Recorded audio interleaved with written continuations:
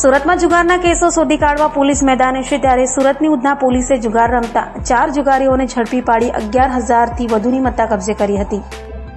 Surat police commissioner Anupamsinh Gehlot અને ખાસ police commissioner sector 1 Wabang Jamir તથા નાયબ પોલીસ કમિશનર ઝોન 2 ભગીરથ ગઢવી અને નાયબ police commissioner C division Chirag પટેલના માર્ગદર્શન હેઠળ ઉધના પીઆઈ એસ.એન. દેસાઈ તથા પીએસઆઈ એમ.કે. ઈસરાણીની ટીમના unarmed police constable Pradeep Arjunbhai, unarmed police constable Vijayji Shravanji અને અનાર્મ પોલીસ કોન્સ્ટેબલ વિક્રમ રૂખનાનાઓએ 3 પત્તીનો જુગાર રમતા 4 આરોપીઓ ગિરીશ રાઠોડ, દીપક કોળી, ધર્મેશ સોનવડે અને સફીક અંસારીને ઝડપી પાડી તેઓ પાસેથી દાવ પરના તથા અંગઝડતીના રોકડા રૂપિયા સહિત 11,000થી વધુની મત્તા કબજે કરી તમામ વિરુદ્ધ કાયદેસરની કાર્યવાહી હાથ ધરી હતી.